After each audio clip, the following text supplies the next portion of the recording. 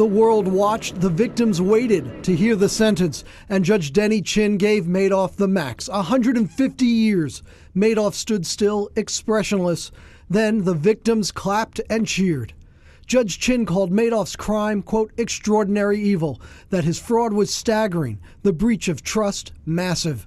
During the hearing, Madoff himself spoke. I live in a tormented state now, knowing all the pain and suffering I've created. I've left a legacy of shame to my family and my grandchildren. He said he had no excuses and claimed for years he had lied to his co-workers, his sons, his wife. How do you excuse lying to a wife who stood by you for 50 years and still stands by you, he said. Madoff then turned to face the victims seated behind him in the courtroom. I will turn and face you. I am sorry. I know that doesn't help you.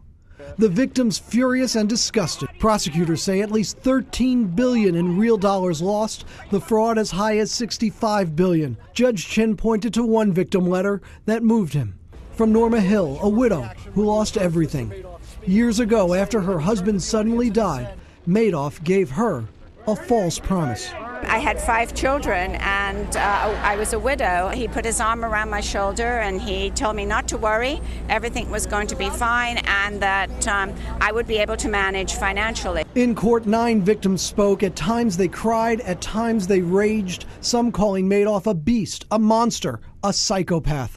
Victim Tom Fitzmaurice, speaking for his wife, said, I have a marriage made in heaven. You have a marriage made in hell. And that's where you, Bernard Madoff, will return. May God spare you no mercy. Madoff's lawyer had asked for a 12-year sentence, saying Madoff had stepped forward and did not flee.